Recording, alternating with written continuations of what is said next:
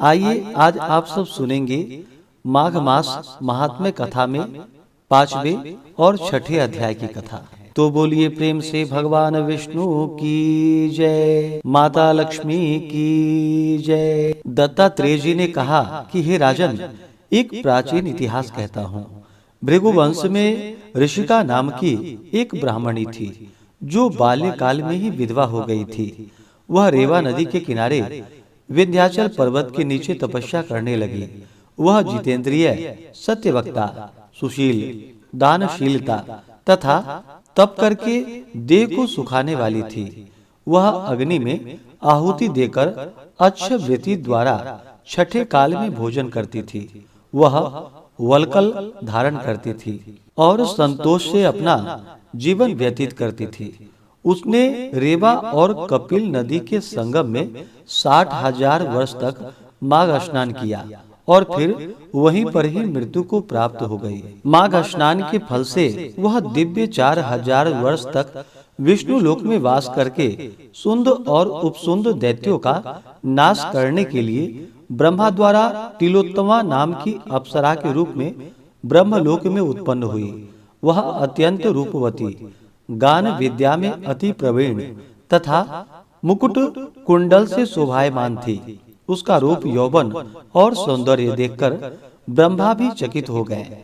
वह तिलोत्तमा रेवा नदी के पवित्र जल में स्नान करके वन में बैठी थी। तब सुंद व उपसुंद के सैनिकों ने चंद्रमा के समान उस रूपवती को देखकर अपने राजा सुंद और उपसुंद से उसके रूप की शोभा का वर्णन किया और कहने लगा कि कामदेव को लज्जित करने वाली ऐसी परम सुंदरी स्त्री हमने कभी नहीं देखी है। आप भी चलकर देखें।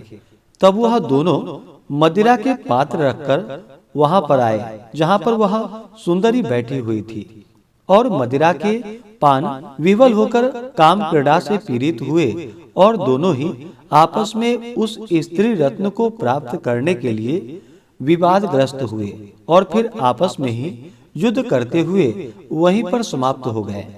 उन दोनों को मरा हुआ देखकर उनके सैनिकों ने बड़ा कोलाहल मचाया और तब तिलोत्तमा कालरात्रि के समान उनको पर्वत से गिराती हुई दशों दिशाओं को प्रकाशमान करती हुई आकाश में चली गई और देव कार्य सिद्ध करके ब्रह्मा के सामने आई।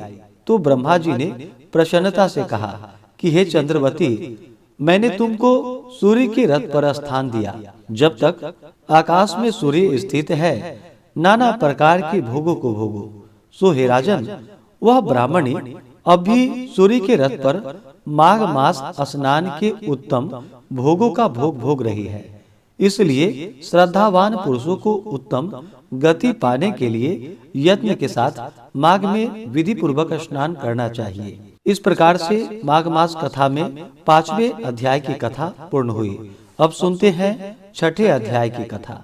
पूर्व समय में सतयुग के उत्तम निषेध नामक नगर में हेम कुंडल नाम वाला कुबेर के सदृश धनी वैश्य रहता था, जो कुलीन, अच्छे काम करने वाला, देवता, अग्नि और ब्राह्मण की पूजा करने वाला, खेती का काम करता था।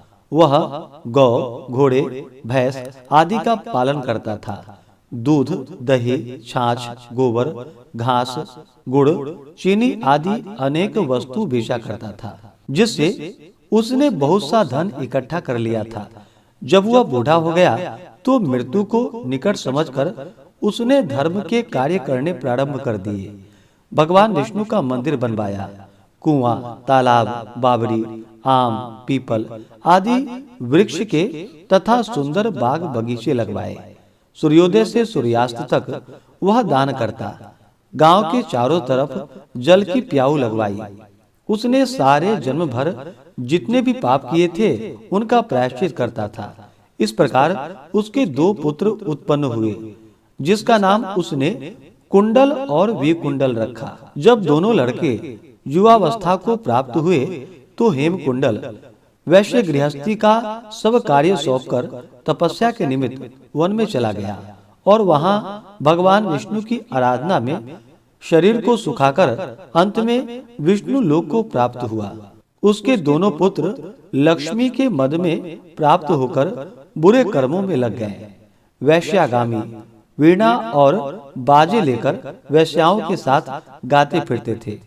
अच्छे सुंदर वस्त्र पहनकर, सुगंधित तेल आदि लगाकर, भांड और खुशामदियों से घिरे हुए हाथी की सवारी और सुंदर घरों में रहते थे। इस प्रकार ऊपर बोए बीज के सदृश वह अपने धन को बुरे कामों में नष्ट करता था। कभी किसी सतपात्र को दान आदि नहीं करता था, ना ही कभी हवन, देवता या ब्रह्मा जी की सेवा तथा विष्णु भगवान का पूजन ही करता था। थोड़े दिनों में उसका सब धन नष्ट हो गया और वह दरिद्रता को प्राप्त होकर अत्यंत दुखी हो गया। भाईजन, सेवक, उपजीवी सब इनको छोड़कर चले गए। तब इन्होंने चोरी आदि करना प्रारंभ कर दिया और राजा के भय से नगर को छोड़कर डाकुओं के साथ वन में रहने लगे और वहां अपने तीक्ष्ण बाणों से वन के पक्षी, हिरण आदि पशु तथा हिंसक जीवों को मारकर खाने लगे। एक समय इनमें से एक पर्वत पर गया जिसको सिंह मारकर खा गया, और दूसरा वन को गया जिसे कि काले सर्प ने डस लिया और वह मर गया। तब यमराज के दूत उन दोनों को बांधकर यम के पास लाए और कहने लगे कि महाराज, इन दोनों पापियों के लिए क्या आज्ञा है। इस प्रकार से माघ मास महात्म्य कथा में छठे अध्याय की कथा पूर्ण हुई। तो बोलिए प्रेम से भगवान विष्णु की जय, माता लक्ष्मी की जय। इसके आगे की कथा जो कि आप अगले अध्याय में श्रवण करेंगे। इसी प्रकार से ज्ञानवर्धक जानकारियां प्राप्त करते रहने के लिए, व्रत पूजा के बारे में जानने के लिए, कथा को सुनने के लिए चैनल पे अगर आप पहली बार आए हैं तो चैनल को लाल बटन दबा करके सब्सक्राइब करें, साथ में बेल आइकन घंटी को दबाएं ताकि आने वाली वीडियो का नोटिफिकेशन आपको समय से मिलता रहे।